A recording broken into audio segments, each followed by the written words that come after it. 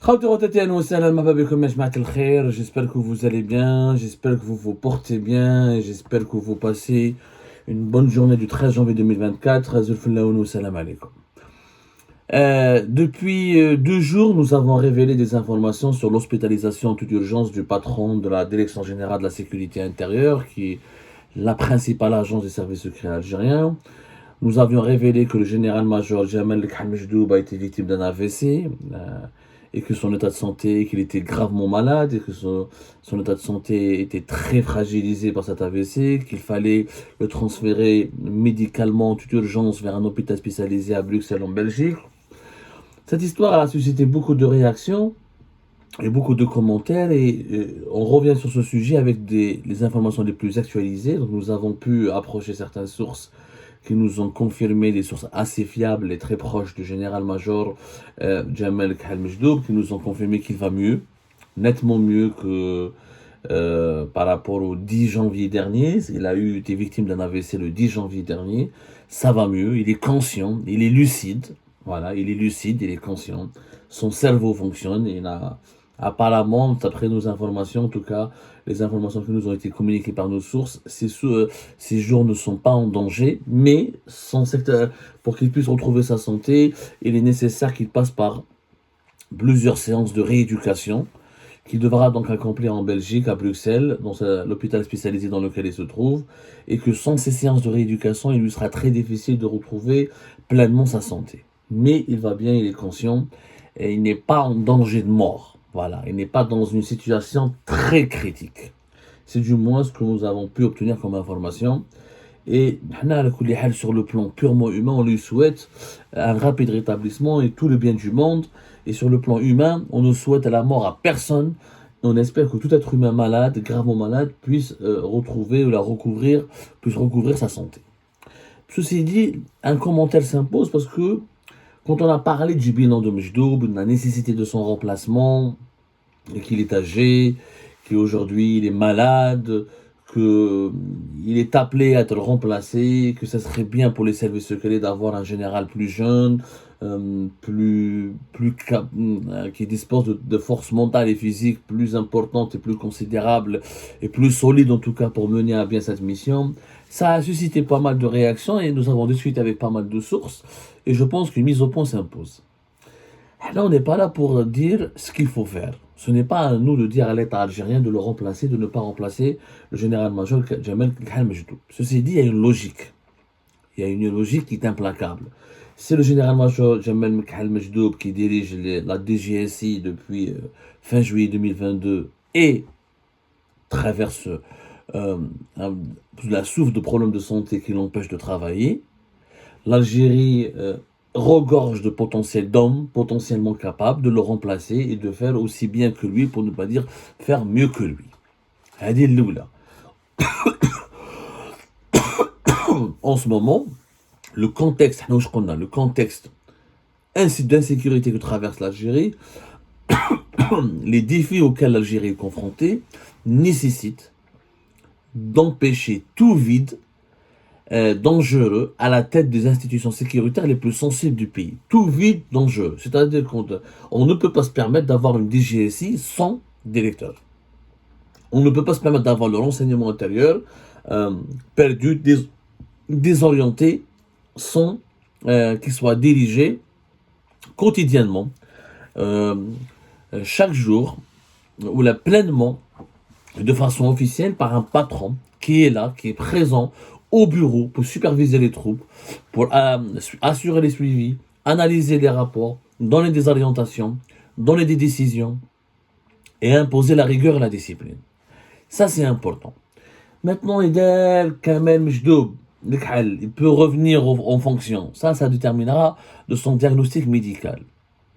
La chef d'AF, le Haut Conseil de sécurité, Nasser Djen, le général Nasser Djen, l'a remplacé à l'occasion de la première réunion de ce Haut Conseil de sécurité de cette année 2024.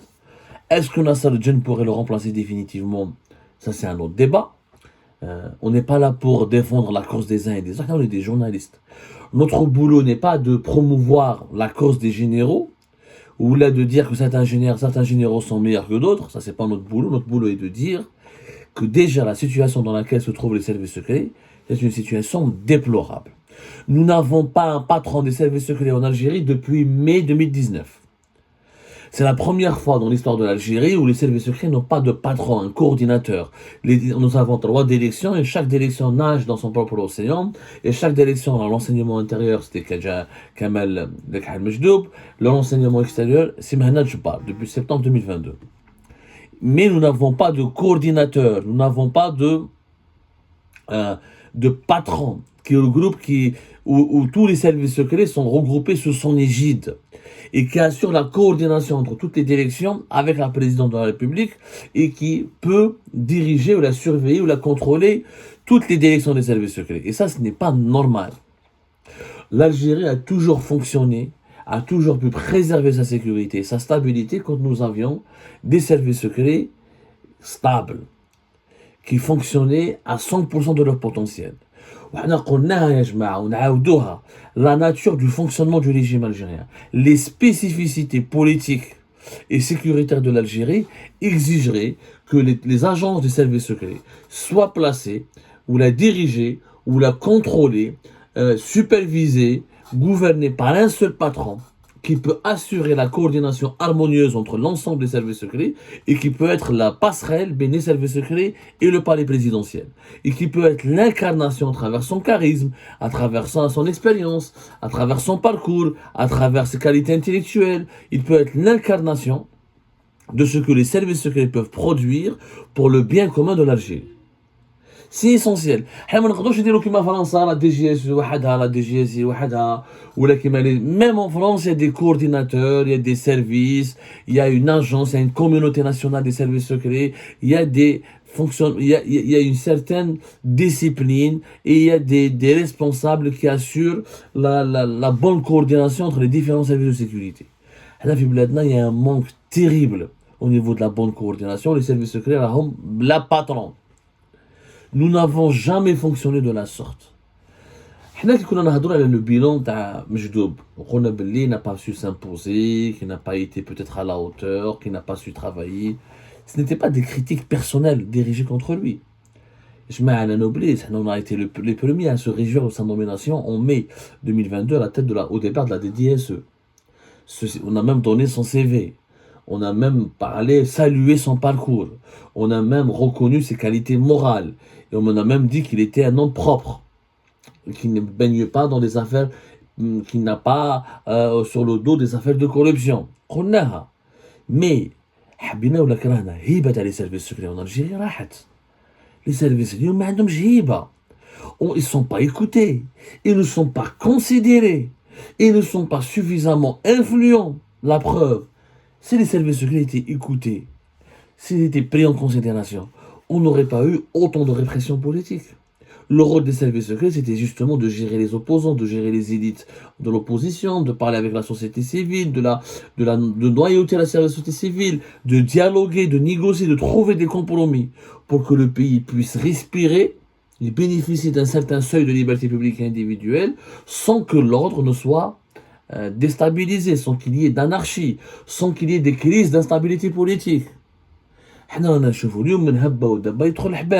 L'Algérie n'a jamais mis autant de journalistes en prison depuis la fin de la décennie noire, n'a jamais verrouillé le champ politique, n'a jamais interdit l'exercice de l'opposition politique, la liberté d'expression n'a jamais été aussi éliminée, aussi dans une situation aussi désastreuse. Et ça, c'est le résultat de l'absence des services secrets.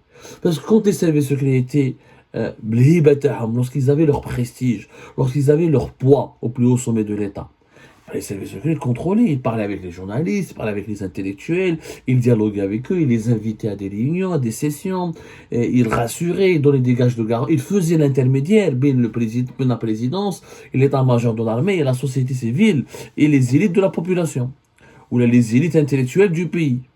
C'était eux le trait d'union. Voilà, les services secrets demandaient aux journalistes ou aux intellectuels, aux opposants de faire des compromis, et ils demandaient au président et aux généraux de l'état-major de faire des compromis pour que le pays soit stable, pour que tout le monde puisse bénéficier d'un certain seuil de liberté, d'une certaine marge de manœuvre, tout en garantissant le maintien de l'ordre. On n'est plus dans ce cas-là. Chef de la police, في وقت زفاري زين الدين بن شيخ Elle arrêtait tout et n'importe qui, elle violait l'intimité des gens, elle élaborait des clips de propagande pour s'attaquer aux opposants, aux journalistes. Et les prisons sont remplies de personnes d'être réfractaires au régime actuel. L'Algérie est devenue un pays totalement instable où les gens ne peuvent plus s'exprimer. C'est quoi l'instabilité? C'est quand il n'y a pas de liberté publique et individuelle, quand les gens ne peuvent plus s'exprimer. Quand tu parles, tu te retrouves en prison. Des détenus politiques, il y en a plein. Leur nombre est encore incessant, est encore considérable. Ça, c'est une forme d'instabilité du pays. Parce qu'elle a de la répression dure, elle nourrit des frustrations. Les frustrations peuvent générer des émeutes, peuvent générer le retour du Hirak, poussent les opposants algériens à s'exiler à l'étranger. Quand tu es exilé, tu deviens plus violent, tu deviens plus radical, tu es peut-être récupérable, tu subis l'influence des puissances étrangères. Tout ça parce que nous avons une situation interne totalement bouleversée par un aveuglement répressif incessant.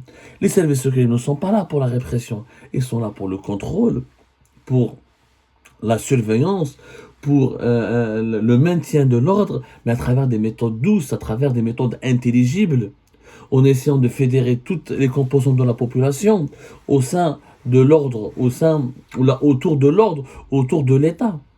C'est ça leur boulot. Quand il n'y a plus d'intelligence, il y a la brutalité. Mais quand les services secrets assurent l'intelligence dans la gouvernance, il n'y a pas de brutalité. Kamel Mejdoub n'a pas peut-être su comment réhabiliter le rôle des services secrets qui devait être l'institution sécuritaire la mieux écoutée, la plus consultée par la présidence et par l'état-major de l'armée. Chevna, où il y a des blocages. Maintenant, beaucoup de sources nous ont dit que ce n'était pas la faute de Kamel Mejdoub et que lui, il voulait tout faire,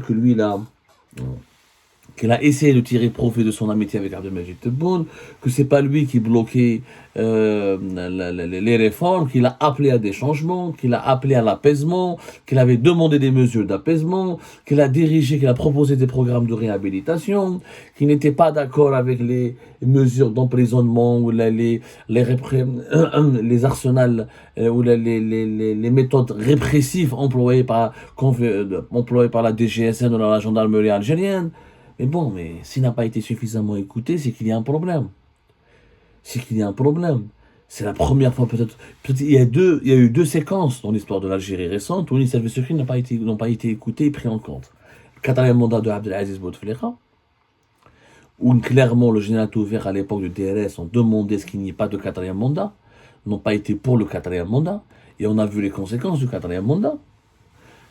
La crise politique de 2019 a été créée essentiellement par le quatrième mandat de Bouteflika. Abdelaziz Bouteflika n'a pas voulu d'un successeur, il a voulu mourir au pouvoir et que voilà, et sa maladie s'est beaucoup plus aggravée à partir de 2017 et la crise de succession a commencé en 2018 et avec des services secrets beaucoup moins forts, beaucoup moins structurés qu'à l'époque du général Toufer, on a voilà, habina ou la karana. C'était l'erreur du quatrième mandat et est liée pour beaucoup de choses dans la crise politique de 2019. Et la deuxième fois où les services secrets ne sont pas écoutés, c'est la gestion du Hirak. La gestion du Hirak, la répression dont on a été menée le Hirak en 2021, le Hirak a été empêché brutalement, essentiellement par la police, par la DGSN, avec Farizdine Benchir. Les services secrets étaient pour une autre approche. Ils n'étaient pas pour qu'on emprisonne tous les opposants, pour qu'on harcèle tout le monde, pour qu'on élimine la parole libre. Les services secrets étaient pour une médiation, pour des mesures d'apaisement, pour un dialogue, pour une gestion, pour une ouverture vers d'espaces politiques, pour que cette dynamique du Hirak soit préservée sans qu'elle sombre dans la radicalité. Alors que la répression policière terrible l'a fait sombrer dans la radicalité. Il y a beaucoup de hirakistes qui ont commencé à reproduire les thèses de certains mouvements radicaux, ou là à prononcer des slogans radicaux parce qu'ils ont vu la répression policière, parce qu'ils ont subi, le régime se durcissait. Alors que les services secrets sont justement là pour gérer un pays, pour offrir une gouvernance, sans passer forcément par la brutalité, par le durcissement, tout en restant dans la souplesse. Les services secrets, c'est le dialogue, la manipulation, la compréhension, comment faire résonner les figures emblématiques de la société civile, c'est ça le rôle des services secrets. tout en protégeant le pays contre les menaces, dans le cadre du contre-espionnage, dans le cadre de la lutte contre les intelligences avec puissance étrangère, etc. Mais les services secrets ne sont pas là pour brutaliser.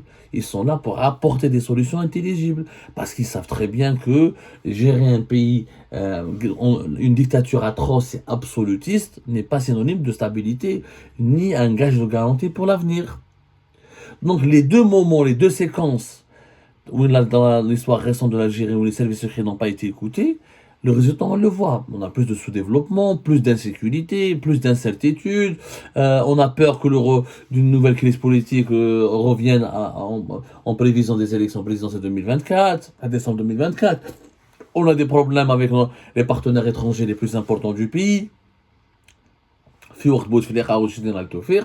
On n'avait pas autant de problèmes avec la Libye, autant de problèmes au Mali, autant de problèmes avec l'Espagne, des problèmes avec les Émirats. Ça se passait nettement mieux.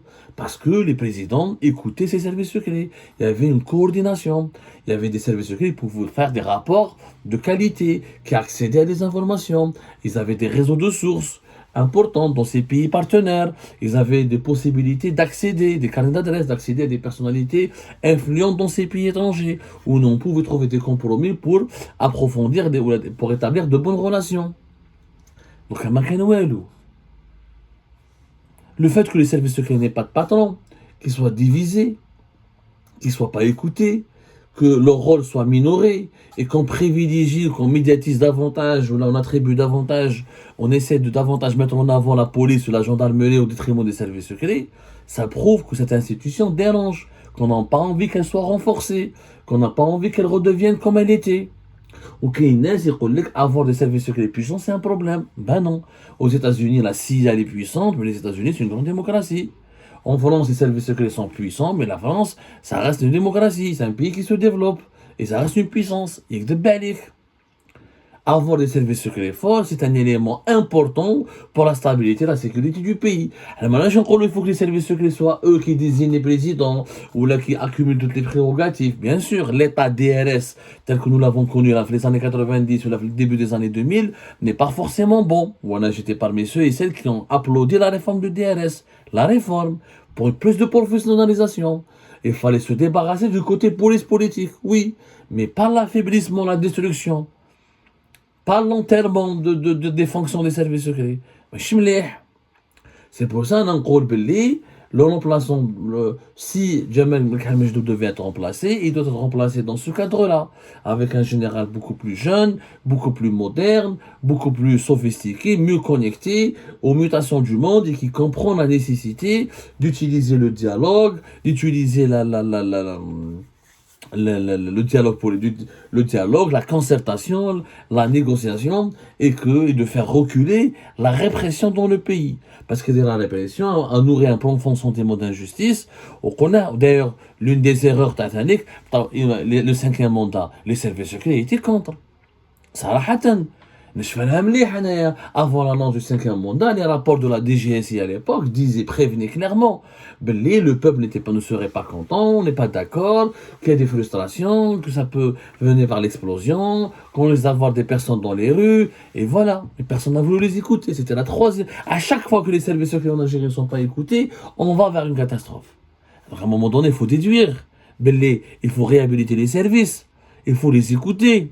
Il faut qu'ils soient une partie prenante dans la prise de décision au plus haut sommet de l'État. Ils ne sont pas une partie prenante. Il faut que celles et ceux qui dirigent les services soient issus des services. La sécurité militaire, la gendarmerie, le monde des services secrets est un monde différent. C'est des formations différentes, c'est des façons de vivre différentes, c'est une mentalité différente. C'est pour ça que moi je plaide à chaque fois pour le retour en force, mais dans le cadre légal, dans un cadre rationnel des services secrets. Ça ne veut pas dire qu'il faut leur donner le pouvoir absolu. Il faut leur donner leur part nécessaire du pouvoir. Or, ils ont perdu cette part nécessaire du pouvoir. Et c'est pour ça que je pense que la maladie de général-major Jamal Hamejdoub devrait nous fournir l'occasion, l'opportunité de poser un débat serein sur l'avenir des services secrets, sur ce qu'on doit faire de ces services secrets, sur ce comment on doit les utiliser et sur la nécessité peut-être de rajeunir leurs dirigeants pour qu'on puisse disposer de généraux beaucoup plus jeunes, beaucoup plus tolérants et capables de relever le défi afin d'assurer la stabilité de cette Algérie dont l'avenir nous inquiète plus que jamais.